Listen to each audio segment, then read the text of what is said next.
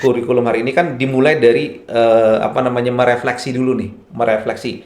Saya ketika si guru itu menerangkan sesuatu, dia merefleksi apa kira-kira yang akan saya pelajari, saya mau ngapain.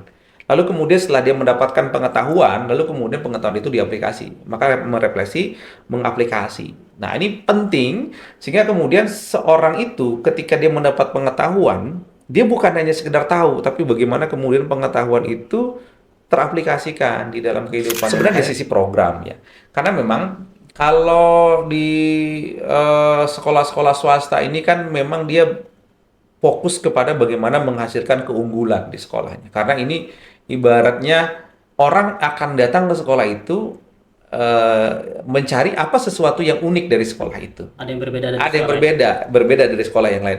Kalau kalau dia sama saja dengan sekolah-sekolah pada umumnya, orang nggak mau ngasih. Maka kami akan turunkan itu. Di SMP Jura kita turunkan. Kita ingin anak ini memiliki kemampuan storytelling. Untuk bisa storytelling itu dia harus memiliki perbendaharaan kata yang banyak. Membaca yang banyak. Nah, untuk bisa menghasilkan pembenaran kata yang banyak itu dia harus memperkuat kemampuan literasinya, gitu kan. Untuk itu kemudian kita juga buat kelompok-kelompok diskusi, kelompok untuk menyampaikan ide, pendapat, dan gagasan. Itu kita dampingi mereka dengan bimbingan karir. Jadi makanya di SMP Juara itu saya kira mungkin satu-satunya sekolah yang menggunakan istilah LSU. Nah, kita punya itu, Learning Support Unit. Jadi ada satu lembaga yang kita bentuk untuk mensupport kebutuhan-kebutuhan bimbingan karir bagi siswa kita.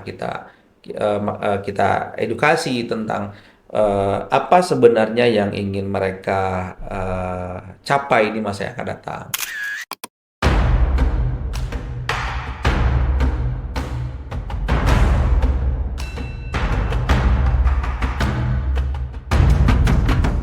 Sahrul Fadila SPD MPD, praktisi pendidikan yang juga Kepsek, SMP Juara Bang. Sehat Bang. Sehat, alhamdulillah. Terima kasih Bang sudah hadir. Alhamdulillah, sama-sama. Kita ingin ngobrol nih Bang soal pendidikan hari ini. Iya.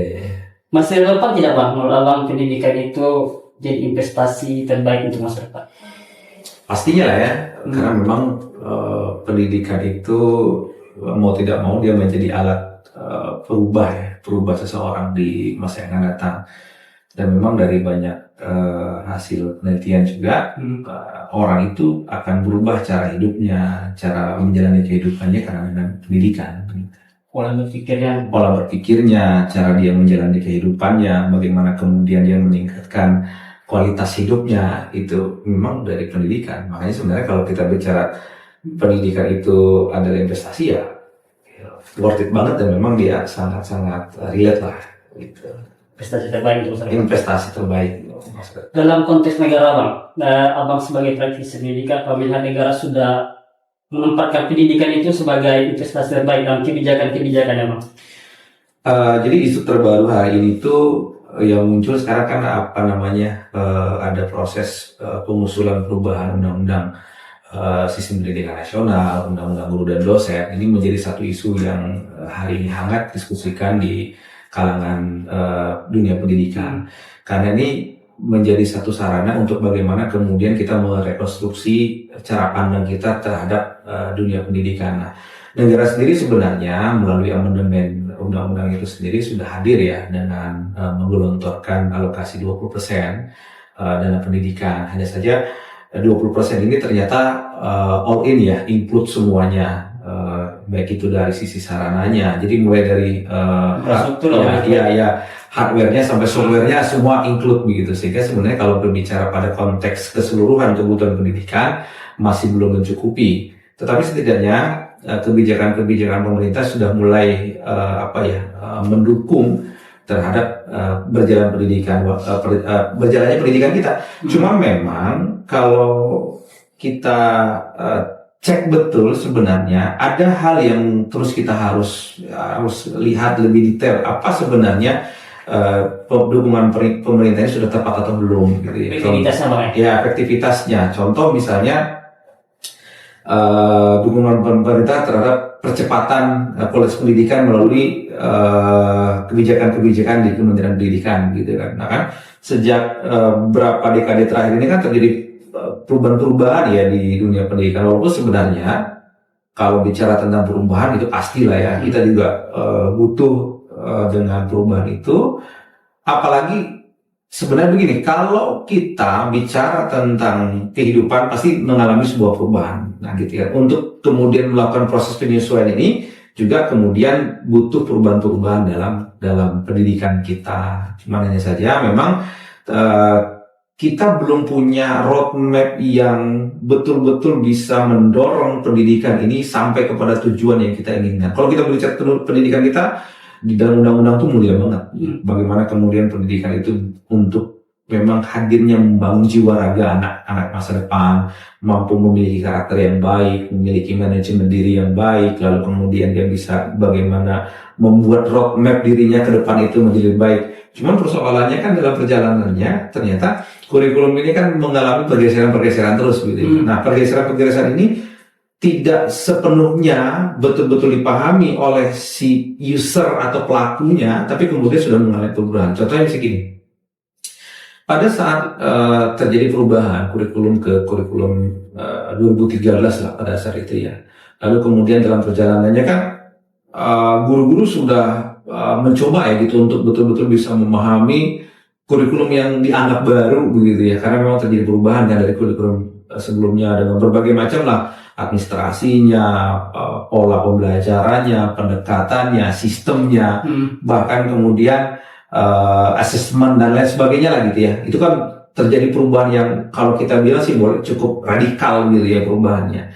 Nah, si guru ini sebenarnya belum benar-benar bisa memahami 100% apa itu tentang yang dibicarakan kurikulum 2013, termasuk dalaman-dalamannya, bagaimana kemudian dia bisa melenditkan informasi, penguasaan kurikulumnya, materi pembelajarannya, termasuk kemudian inti dari esensi kurikulumnya gitu ya, lalu kemudian terjadi perubahan lagi. Nah, kurikulum Merdeka hadir. Nah, kehadiran kurikulum Merdeka sebenarnya bagus ya, karena kita melihat adanya harapan-harapan baru, perubahan-perubahan baru, termasuk juga merubah cara berpikir guru begitu ya, melihat tantangan zaman ya. Tapi persoalannya kan hari ini mengalami penguatan-penguatan yang secara ini kita belum paham betul. Contoh misalnya kemarin di kurikulum Merdeka kita kan untuk profil siswa itu 5. Kita sebut dengan profil pelajar Pancasila gitu kan.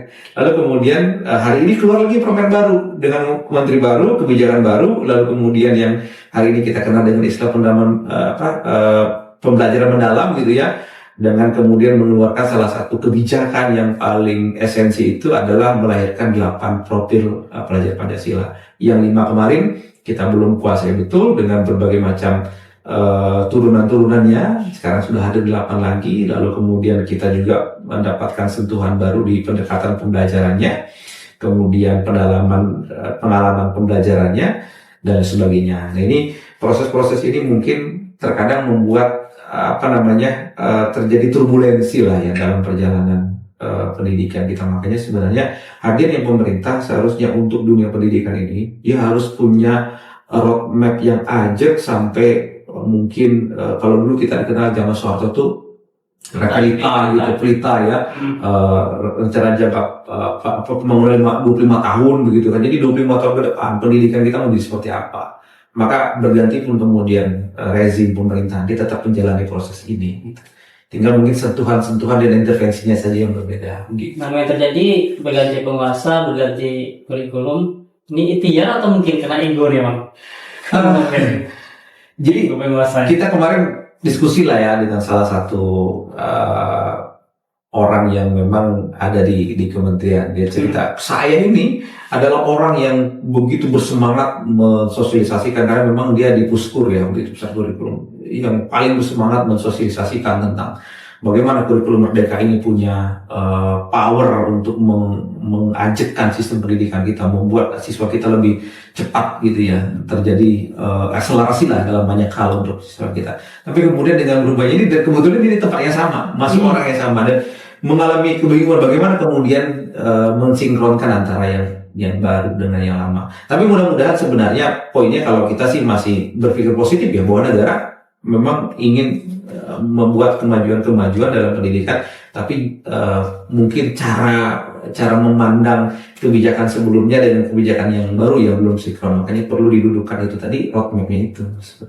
Tadi mau bicara tentang kebijakan anggaran, Bang ya, APBN dan PBD kan 20% nih untuk untuk pendidikan kita.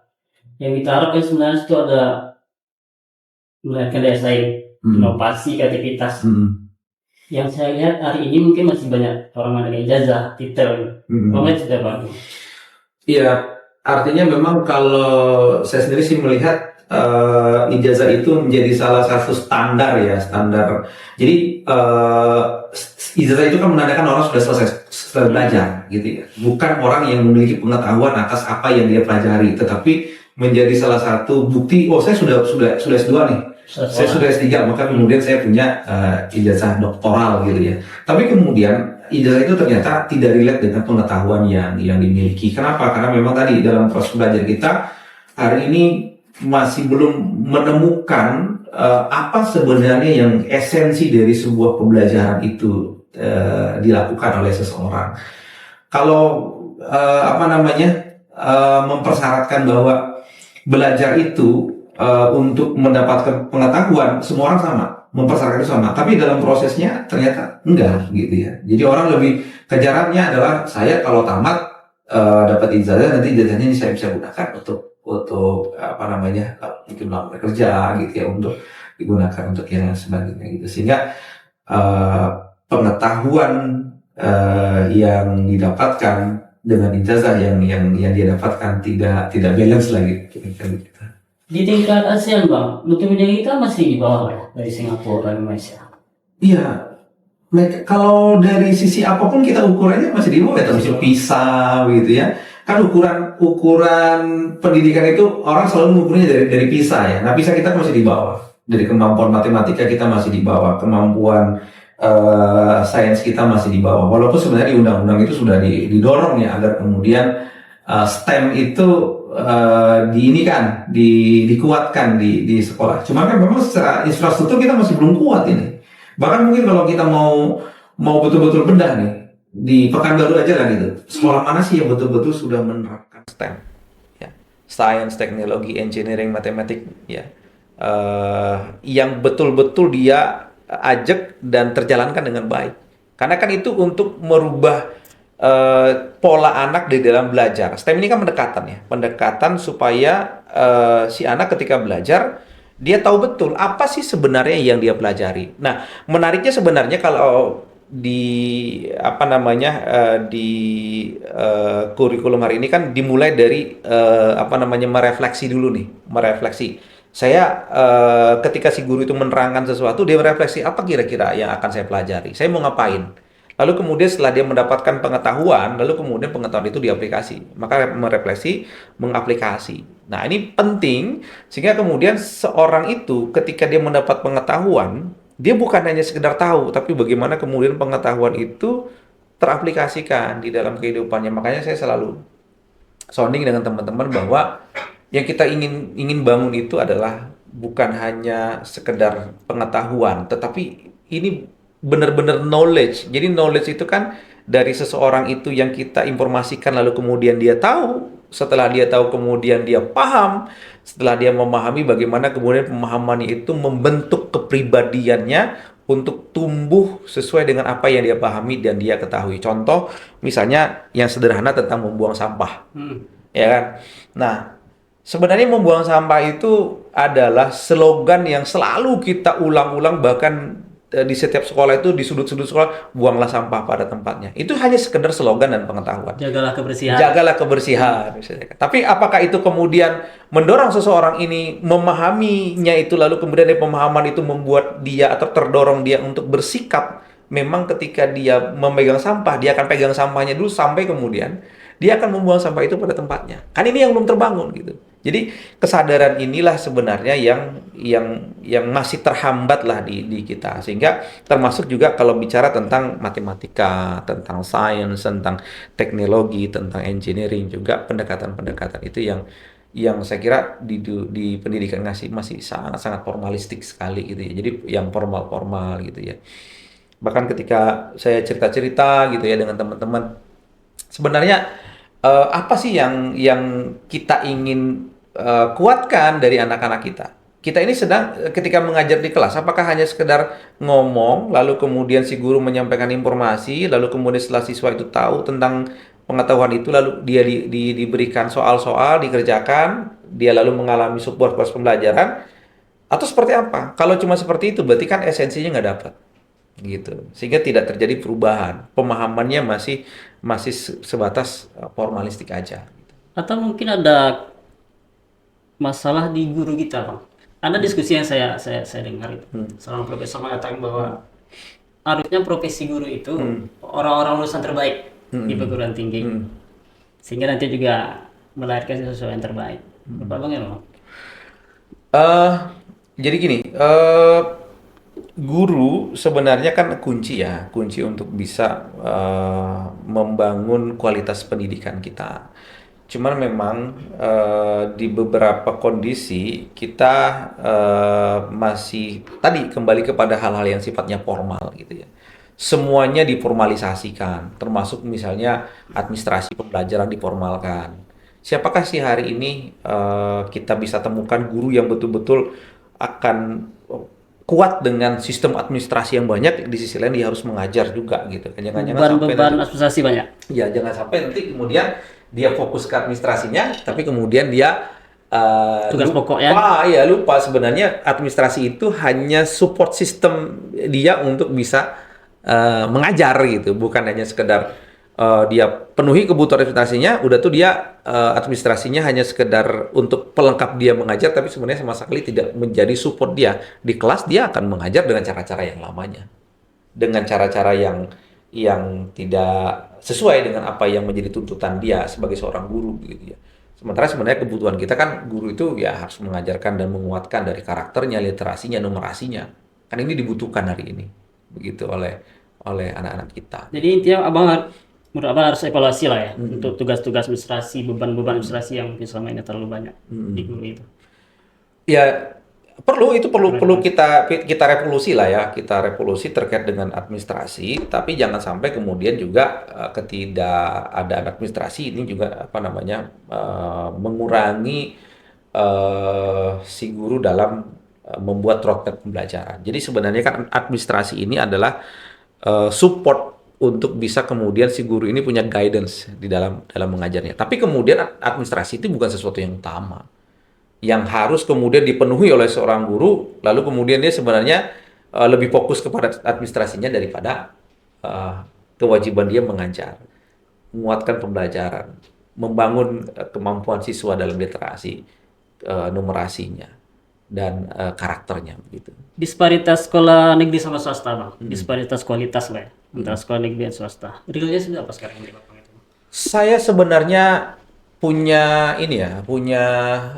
hal yang mungkin perlu yang perlu kita dalami bersama terkait dengan sekolah-sekolah yang ada, khususnya di Pekanbaru lah.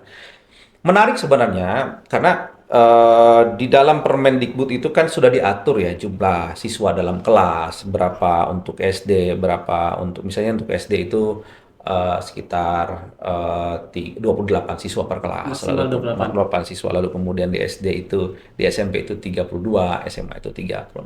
Tapi faktanya hari ini dengan apa namanya dengan ya mungkin nggak tahu ya seperti apa sih sebenarnya pola PPDB yang ada, tapi ini kan harus kemudian di cross check gitu ya. Kok bisa satu kelas itu bisa lebih dari kapasitas yang seharusnya menampung siswa itu.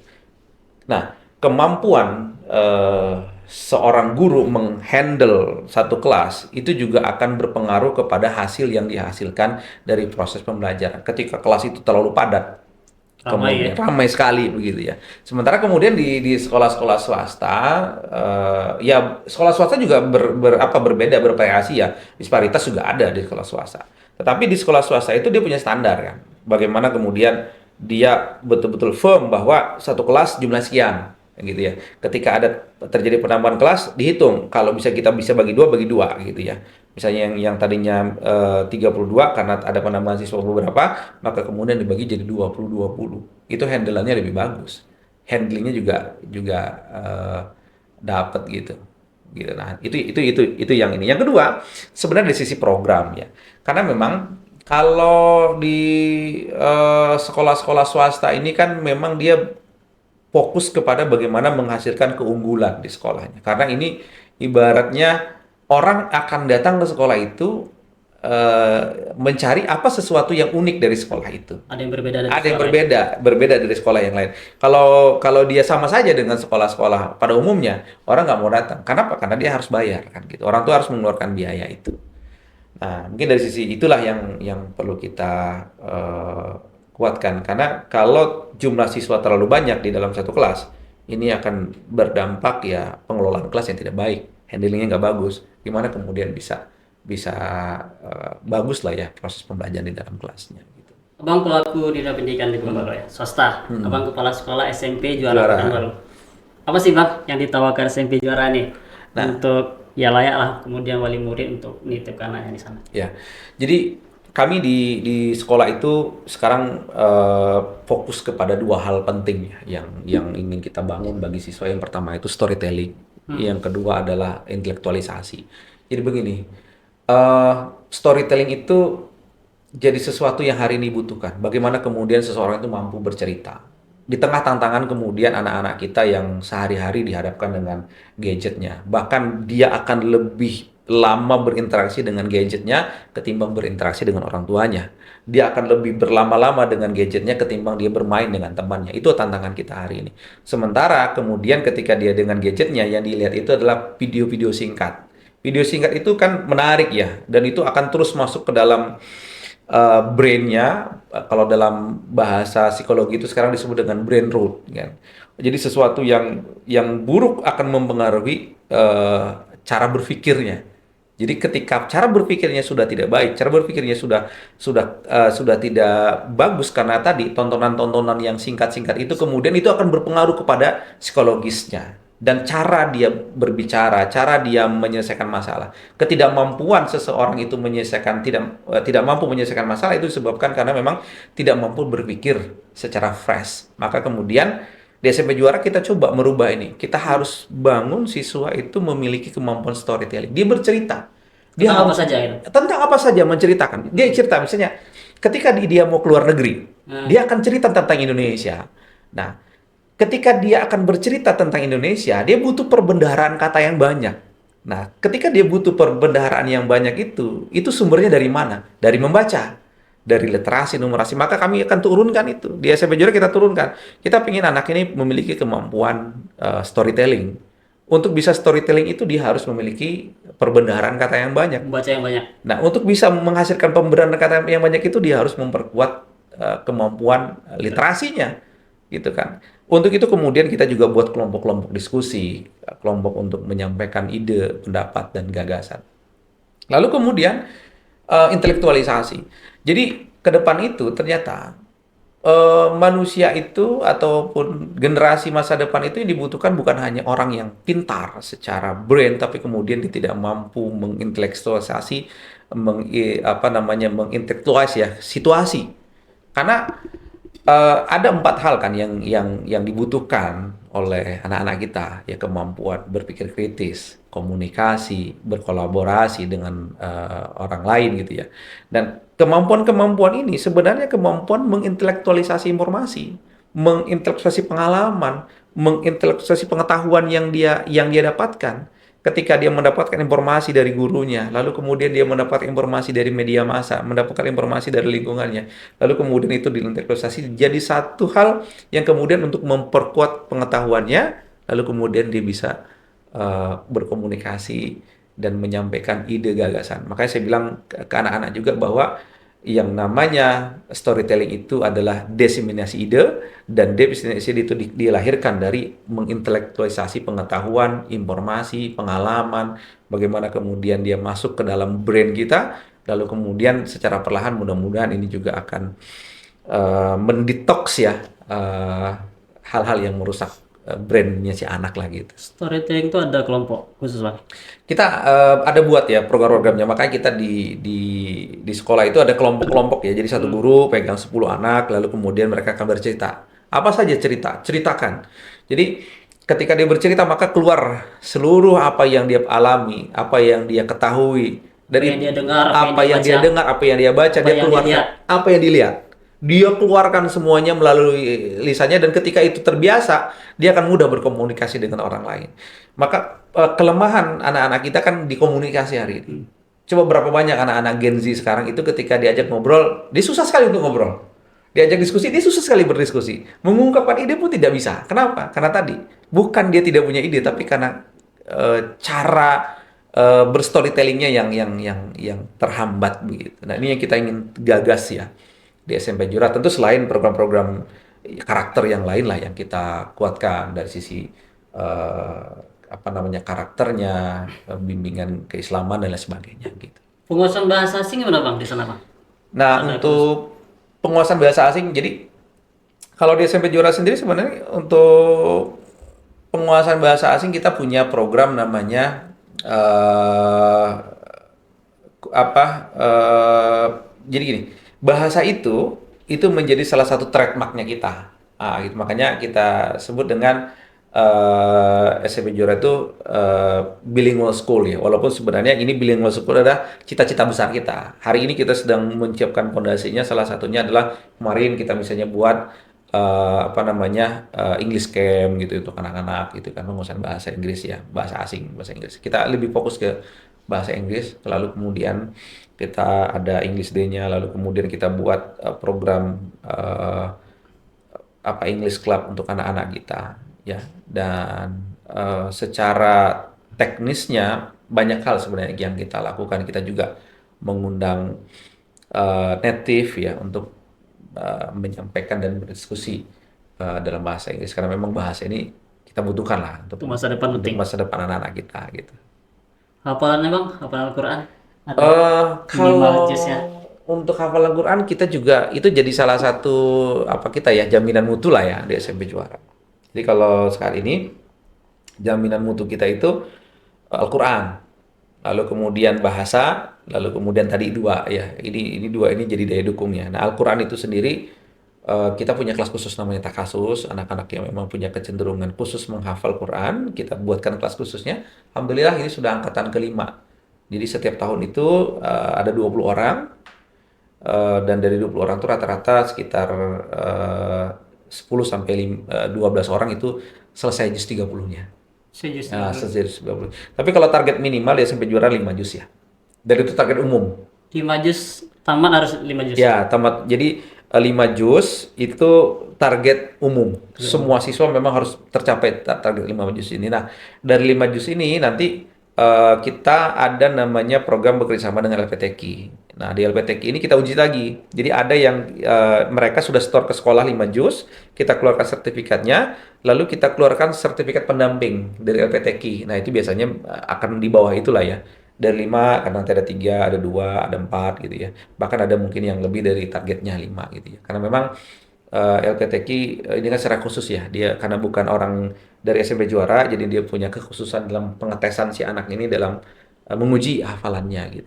Nah, kalau yang 30 juz tadi kan ini ziyadah ya. Jadi 1 tahun mereka kita targetkan selesai 30 juznya. Gitu.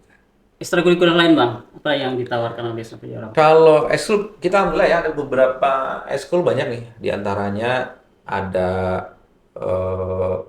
panahan. Nah, jadi panahan ini salah satu ekskul unggulan kita dan kita fokus ya untuk bisa mengembangkan.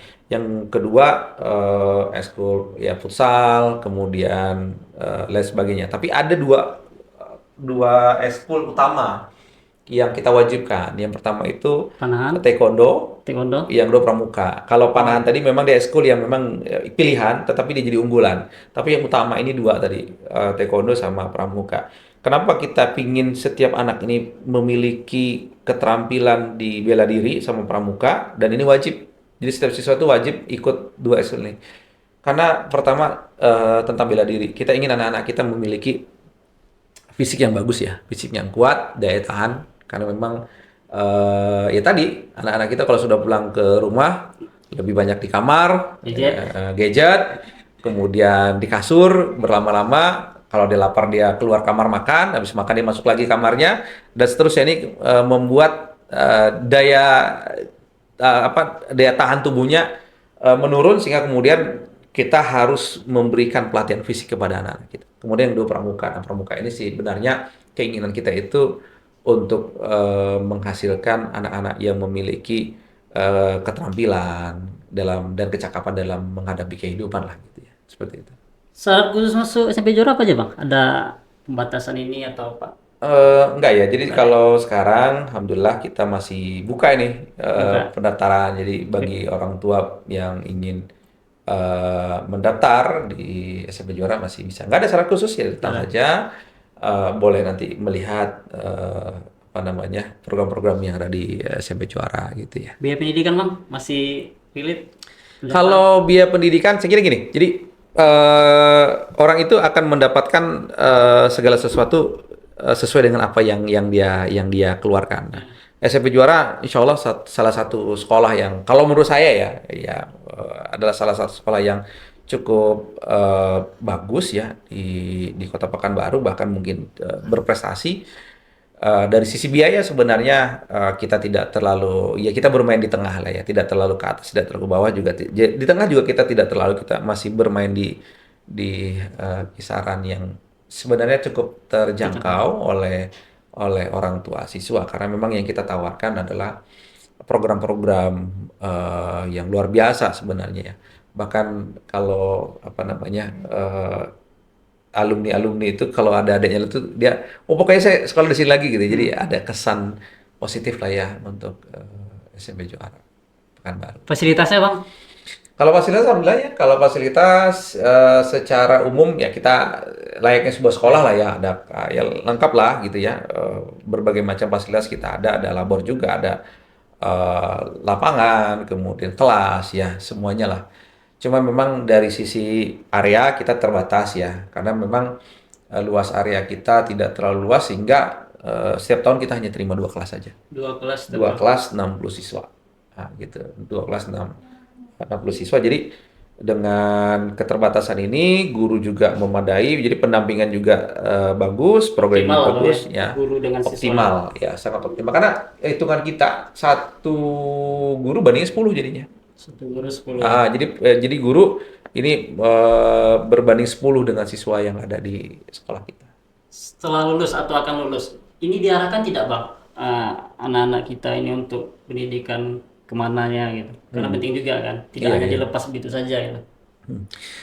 Jadi salah satu persyaratan ya di SMP Juara itu untuk mereka menamatkan pendidikannya itu dengan apa namanya sebuah penelitian, lalu mereka mungkin